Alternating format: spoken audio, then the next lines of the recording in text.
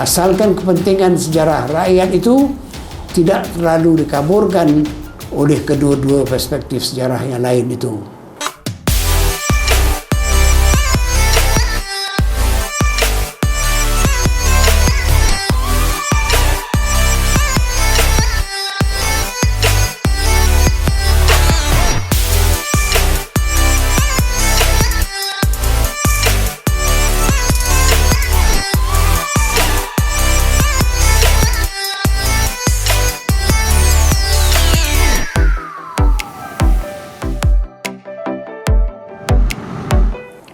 Assalamualaikum warahmatullahi wabarakatuh.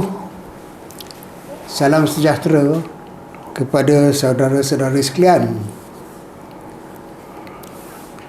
Sebagai pembuka kata, saya selaku pengerusi Lembaga Pusat Sejarah Rakyat merasa gembira dan bersyukur kerana dapat memulakan siri syarahan ini.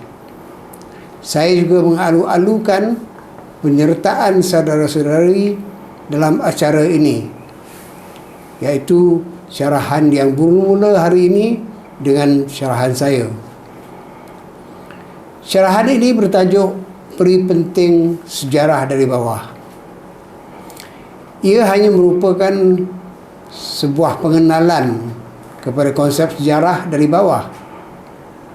Yang dimaksudkan dengan sejarah dari bawah ialah sejarah rakyat, atau lebih tepat lagi, sejarah mengenai rakyat bawahan dan juga dari perspektif rakyat golongan bawahan. Ini berbeza dengan sejarah dari perspektif elit yang merupakan golongan atasan. Contoh-contoh daripada apa yang dimaksudkan dengan sejarah dari bawah ini akan dihuraikan dengan lebih terperinci dalam syarahan-syarahan beberapa orang lain selepas ini, antaranya Profesor Rahman Embong dan Profesor Diana Wong. Sehubungan syarahan ini, saya berharap saudara-saudari akan dapat membaca buku karangan saya, Sejarah Rakyat Malaysia. Pada dasarnya, ucapan ini selari dengan isi kandungan bab 1 bertajuk pendahuluan dalam buku tersebut dan membuat beberapa petikan daripadanya. Sebelum saya membicarakan tajuk ceramah saya ini, izinkan saya memperkenalkan dulu Pusat Sejarah Rakyat ataupun PSR. PSR adalah sebuah badan kerajaan, bukan kerajaan, yang ditubuhkan dalam bulan Oktober 2011. Bukan untuk mendapat keuntungan, walaupun ia telah didaftarkan di bawah pendaftar syarikat. Antara penerokanya ialah Dr. Po Sukai dan saya sendiri. Kini PSR dikelolakan di bawah sebuah lembaga pengarah mengandungi seramai 8 orang, termasuk seorang pengerusi. Tujuan utama PSR ialah untuk mengumpul, menyusun serta menyimpan segala maklumat yang terdapat tentang tokoh, gerakan serta perjuangan rakyat. Ini dimaksudkan rakyat bawahan. Dan merekod serta menerbitkan sebagai bahan-bahan sejarah rakyat. Bahan-bahan sejarah rakyat inilah yang dikatakan sebagai sejarah dari bawah. Oleh kerana itu, aktiviti terpenting PSR ialah menerbitkan buku-buku yang dianggap sebagai bersifat sejarah rakyat untuk bacaan umum. Semenjak ditubuhkan lebih 10 tahun lalu, PSR berjaya menerbitkan 10 buah buku mengenai beberapa aspek sejarah di Malaysia dan juga Singapura. Antara buku-buku itu ialah Perjuangan Kaum Pekerja Ladang Asahan oleh Teo Cheng Hai, Sejarah Rakyat Malaysia oleh Syed Hussein Ali, Living in a Time of Deception oleh Po Sukai dan Hong Lisa, dan Puisi dari Penjara oleh Syed Zahari. Buku yang terakhir ini, iaitu Puisi dari Penjara, baru diterbitkan dua minggu yang lalu. Selain menerbitkan buku, PSR juga telah mengadakan aktiviti-aktiviti lain seperti menganjurkan majlis-majlis ceramah dan perbincangan. Sebelum COVID-19 melanda kira-kira 2 tahun lalu, majlis-majlis ini dapat diadakan secara bersemuka dalam bilik atau dewan. Akan tetapi semenjak itu, majlis-majlis seumpama ini diselenggarakan secara internet melalui Zoom sebagaimana yang diadakan sekarang. Saudara-saudara sekalian, sering dikatakan bahawa sejarah yang ditulis ialah sejarah orang atau golongan yang menang, sama ada dalam peperangan ataupun pilihan raya. Misalnya, setelah kuasa penjajahan Inggeris berjaya mengalahkan para pembesar di negeri-negeri Melayu, sejarah yang ditekankan ialah mengenai penjajah serta proses penjajahan mereka. Maka itulah kita dengar nama misalnya Raffles ke, ataupun Frank Swettenham dan sebagainya, Winstead. Begitu juga apabila UMNO berjaya memimpin perikatan untuk perjuangan mendapatkan kemerdekaan, sejarah yang diutamakan ialah tentang parti-parti tersebut serta pemimpin-pemimpinnya. Sama ada berhubung penjajahan ataupun kemerdekaan, individu atau golongan yang digunakan, yang diagungkan ialah dari pihak elit atau lapisan atasan. Bahkan dalam masyarakat tradisional pun, mereka yang disanjung dalam sejarah ialah dari pihak elit atau golongan atasan tradisional, iaitu sultan serta pembesar atau bangsawan. Dalam semua kes ini, rakyat biasa dari golongan bawahan tidak mendapat tempat. Mereka dianggap bukannya layak menjadi bahan sejarah. Sejarah golongan yang menang terdiri terutama sekali daripada golongan elit yang memerintah sesebuah negara, selalunya dirujuk sebagai sejarah rasmi. Biasanya, yang dikatakan sejarah rasmi ialah sejarah yang diiktiraf secara rasmi, dan oleh itu sering terjelma dengan jelas dalam semua penerbitan rasmi, terutama sekali buku-buku sejarah yang digunakan sebagai teks untuk sekolah-sekolah kerajaan, walaupun tidak terbatas hanya kepada sekolah-sekolah itu saja. Kerana misalnya waktu menyambut ulang tahun kemerdekaan, akhbar dan majalah banyak menceritakan sejarah, tapi sejarah itu adalah tentang golongan elit ataupun golongan atasan. Di Malaysia, selain daripada golongan elit yang memerintah, terdapat beberapa ciri penting berkaitan sejarah rasmi. Antaranya, ia kadang-kadang lebih menekankan peranan individu daripada golongan yang mempunyai kuasa. Sebagai contoh, misalnya di Malaysia, peranan Tunku Abdul Rahman adalah dianggap lebih penting daripada golongan yang lain. Kedua, ia lebih menumpu kepada sejarah Semenanjung daripada Sabah dan Sarawak. Ini mungkin kerana Sabah dan Sarawak adalah baru masuk ke Malaysia. Ketiga, ia lebih banyak mengutamakan sejarah orang Melayu Islam daripada yang lain-lain. Mungkin kerana golongan Melayu Islam ini yang jauh lebih ramai daripada golongan lain. Mereka merupakan majoriti.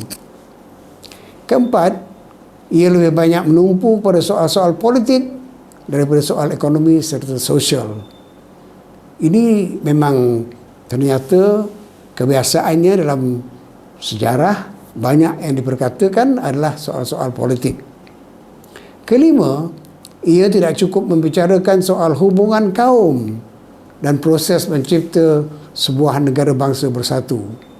Kerana ini soal yang agak sulit untuk dibicarakan dalam sejarah.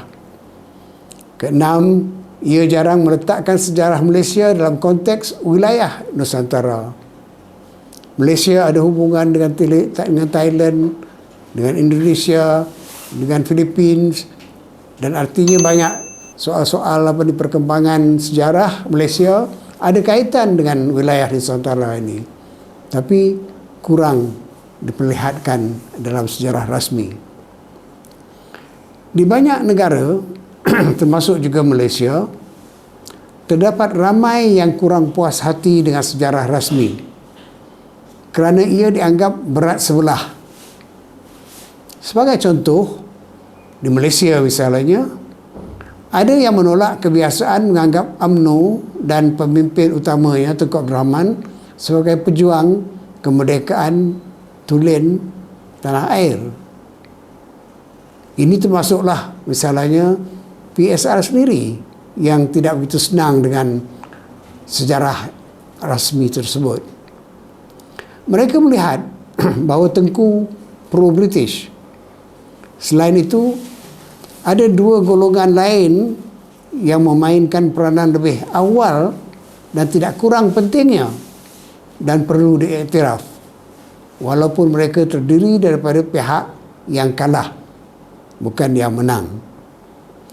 Pertama ialah golongan pembesar atau bangsawan seperti Dol Said dari Melaka, Maharaja Lela dari Perak, Datuk Bahman dan Tok Gajah daripada Pahang, Tok Janggut dari Kelantan, Mat Saleh dari Sabah, Rentap dan lain-lain, Rentap dari Sarawak dan lain-lain yang menentang kemasukan penjajah Inggeris di negeri masing-masing. Keduanya ialah golongan nasionalis tulen, mirip kekirian, seperti Dr. Burhanuddin Helmi, Ishak Haji Muhammad dan Ahmad Mustamam, serta parti yang mereka pimpin, iaitu Parti Kebangsaan Melayu Melaya, PKMM. Mereka ini merupakan golongan alternatif yang boleh dikemukakan juga sebagai pejuang-pejuang kemerdekaan. Ada kemungkinannya untuk mengemukakan apa yang boleh disebut sebagai sejarah alternatif di sebalik sejarah rasmi itu. Pada umum dan mudahnya, ia merupakan alternatif kepada sejarah rasmi. Misalnya, dalam sejarah alternatif, PKMM serta pemimpinnya, iaitu Dr. Burhanuddin, Ishak dan Mustamam, dianggap lebih penting dan lebih awal berjuang daripada UMNO serta para pemimpinnya, iaitu Tunku Abdul Rahman, Razak Hussein dan Dr. Ismail Abdul Rahman. Di sini tidak bermakna bahawa bila kita mengemukakan sejarah alternatif, kita harus menolak sama sekali sejarah rasmi. Kerana ini akan berarti menggantikan satu jenis sejarah yang berat sebelah dengan jenis sejarah berat sebelah yang lain. Tun Dr. Ismail Abdul Rahman sendiri pernah mengemukakan pendapat dalam sebuah ucapan di University Sains ketika menerima ijazah kehormat kedoktoran bahawa pelbagai parti dan pimpinan daripada aliran politik yang berlainan telah menyumbang kepada perjuangan untuk kemerdekaan. Beliau menegaskan bahawa mereka ini semua harus diberikan pengiktirafan sewajarnya. Dalam sejarah Malaysia yang baru, apabila memperkatakan sejarah perjuangan kemerdekaan, perlulah diperlihatkan kesinambungan dalam penulisannya, iaitu untuk mengakui peranan UMNO serta para pemimpinnya, dan pada masa yang sama mengiktiraf sumbangan oleh PKMM beserta API dan AWAS dan pemimpin mereka pula.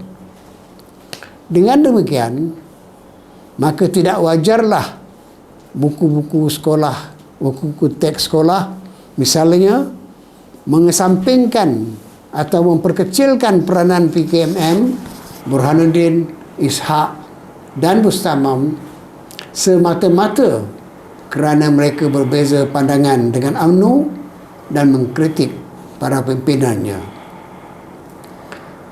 Merujuk kepada 7 ciri sejarah rasmi yang dihuraikan lebih awal tadi, maka perlulah pula sejarah alternatif memperlihatkan ciri-ciri sebaliknya.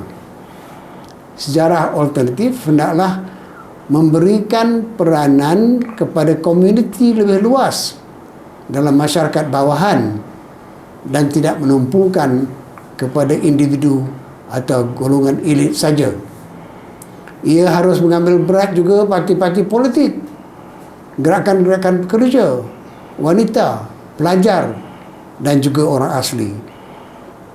Selain itu, sejarah alternatif harus juga memberikan liputan seimbang kepada negeri Sabah dan Sarawak dan juga kepada peranan golongan minoriti bukan Melayu, bukan Islam.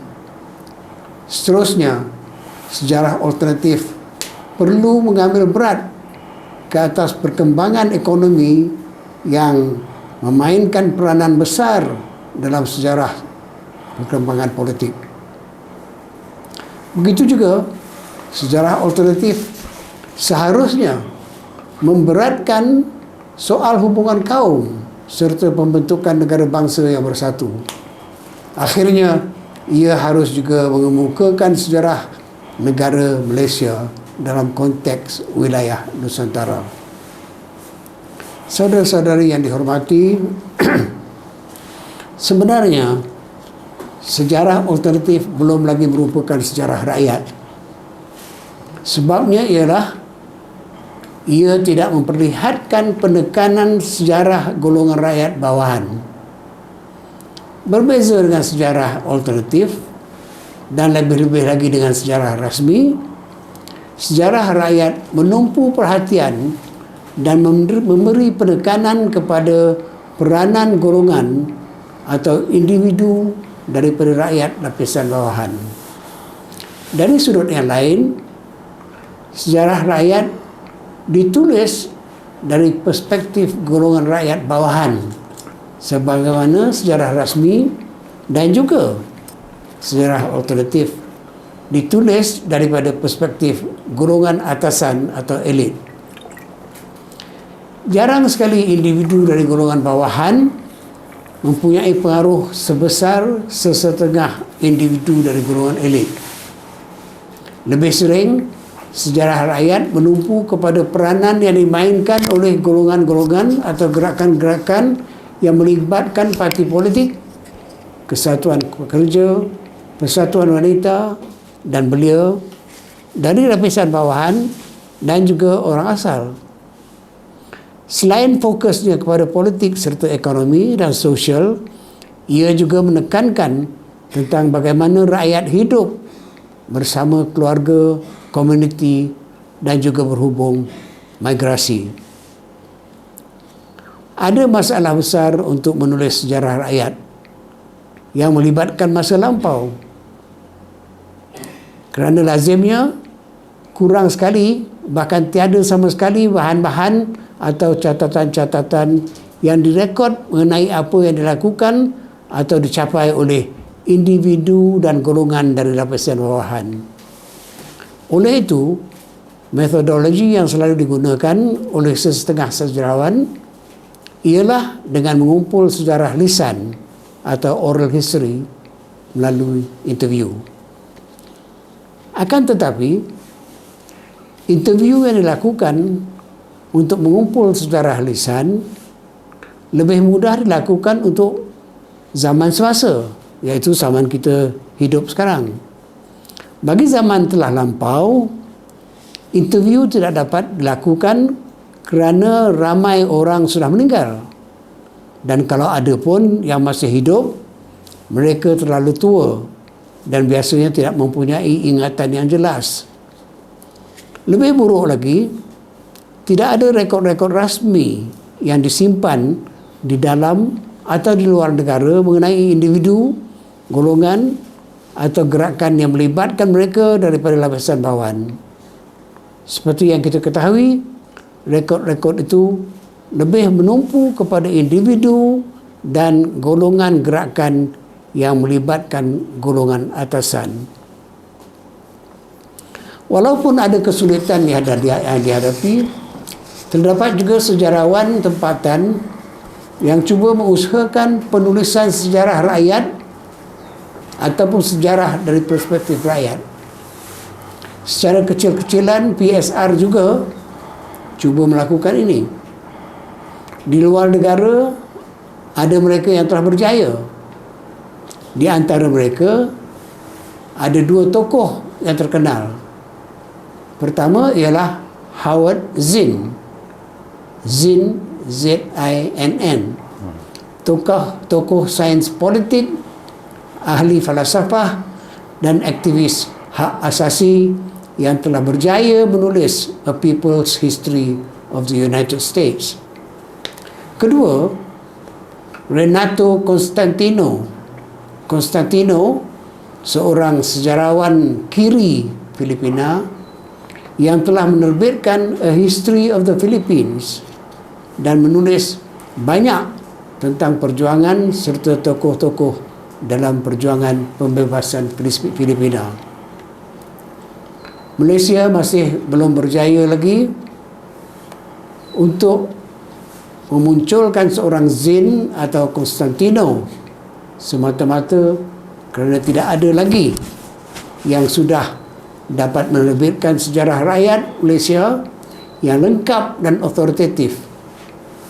Usaha perlu untuk dilakukan, semoga matlamat ini boleh dicapai seberapa segera yang mungkin. Kenapakah sejarah rakyat atau sejarah dari bawah penting?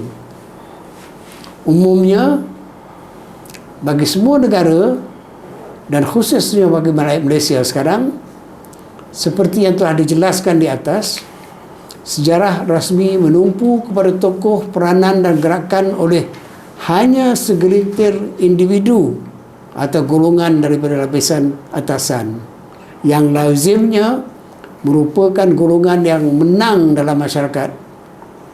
Peranan serta individu yang golongan bawahan tidak diberi perhatian sama sekali. Begitulah di Malaysia misalnya, sudah lama sejarah rasminya menumpukan perhatian kepada golongan penjajah terdiri daripada individu-individu utama yang berjaya memasuki serta menjajah negeri-negeri Melayu. Dan kemudian golongan terdiri daripada serta pimpinan-pimpinannya yang dianggap mendapatkan kemerdekaan negara dan berikutannya menjadi elit pemerintah setelah memenangi pilihan raya. Buat sekian lama, mereka lah yang dipaparkan sebagai pelakon-pelakon utama sejarah, khususnya dalam buku-buku teks yang dibangunkan, yang digunakan di sekolah-sekolah kerajaan. Namun demikian, buku-buku tersebut sudah mulai mengurangkan pemaparan tokoh-tokoh penjajah dan memasukkan peranan yang dimainkan oleh para pembesar atau bangsawan Melayu tradisional yang telah menentang penjajahan itu. Begitu juga buku-buku teks sejarah itu sudah mulai juga memasukkan peranan PKMM dan pemimpin-pemimpinnya, terutama Dr. Burhanuddin Helmi, Ishak Haji Muhammad, serta Bustamam, yang diiktiraf sebagai tokoh-tokoh yang menerokai perjuangan kemerdekaan dan mendahului UMNO serta para pemimpinnya seperti Tunku Abdul Rahman, Abdul Razak Hussein dan Dr. Ismail Abdul Rahman. Ciri-ciri sejarah serta alternatif ini sudah dimasukkan walaupun masih sedikit, berikutan bertambah banyaknya kajian dan penulisan tentang tokoh, peranan serta gerakan yang berbentuk sejarah alternatif. Kajian serta penulisan ini menimbulkan desakan supaya ciri-ciri alternatif dalam sejarah itu diiktiraf dengan memasukkannya ke dalam buku-buku teks sejarah yang digunakan di sekolah-sekolah. Namun begitu, ciri-ciri sejarah rakyat mengenai peranan serta gerakan golongan bawahan masih belum kelihatan dalam buku-buku sejarah tersebut. Kita lihat misalnya dalam dalam masyarakat terdapat kesatuan pekerja. Kesatuan pekerja ataupun trade union ini terdiri daripada golongan pekerja, iaitu golongan bawahan. Sudah banyak juga ditulis mengenai masyarakat golongan bawahan yang menjadi pekerja-pekerja. Dan yang pentingnya ialah walaupun mereka golongan pekerja, ada pihak yang daripada golongan pertengahan dan golongan atasan yang telah bekerjasama ataupun memimpin gerakan pekerja itu. Kemudian kita lihat juga misalnya golongan petani. Golongan petani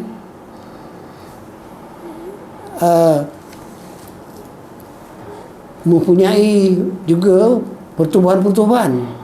Misalnya pekebun-pekebun kecil mempunyai persatuan pekebun kecil mereka yang aktif. Masa Engku Aziz sebenarnya aktif dalam badan tersebut. Dan kita dapat di situ bahawa pekebun kecil atau petani sama-sama dipimpin oleh golongan menengah dan atasan juga. Dan ini berlaku terutama sekali dari contoh-contoh yang kita dapat dalam sejarah sekarang ini.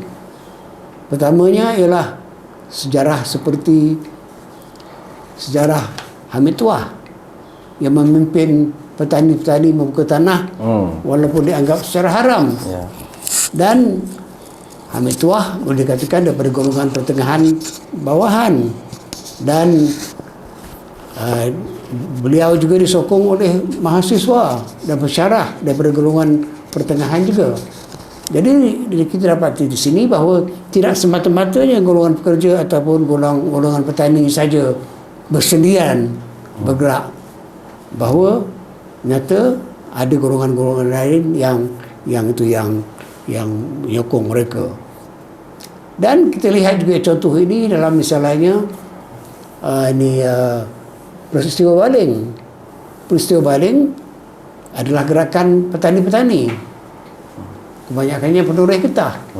Tetapi mereka juga disokong oleh akhbar-akhbar, disokong oleh mahasiswa, disokong oleh parti-parti politik. Dengan ini menunjukkan bahawa apa yang dilakukan oleh petani atau pekerja itu tidak hanya bersendirian oleh mereka, bahkan juga dengan bantuan golongan-golongan pertengahan dan atasan.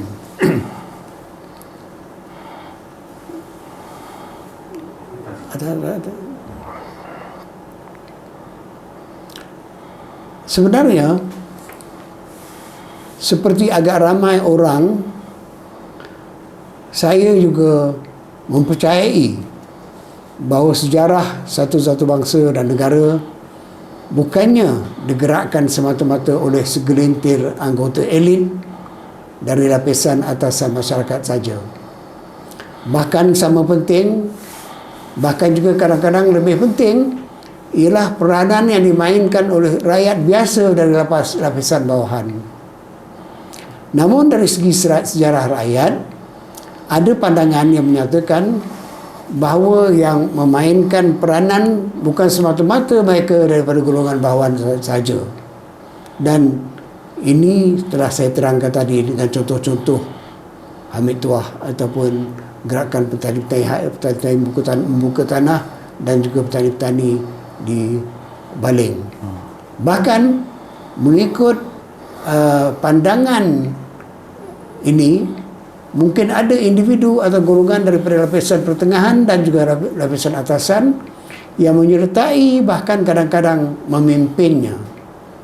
Mereka merupakan sebahagian daripada sejarah rakyat. Yang pentingnya, mereka bukan sahaja merupakan sebahagian daripada itu, akan tetapi juga mempunyai perspektif kerakyatan dari bawah dan dalam penulisan sejarah. Berartilah bahawa walaupun mereka daripada golongan atasan, tetapi oleh kerana perspektif mereka adalah daripada rakyat, maka kita anggap mereka bukannya penulis-penulis dari sejarah rasmi, tapi adalah penulis-penulis dari sejarah rakyat. Akhir kata, sebagai penutup, perlulah ditegaskan sekali lagi bahawa golongan rakyat dari lapisan bawahan itu bukan saja paling ramai dan dianggap pula paling penting dalam sejarah pertubuhan satu-satu masyarakat.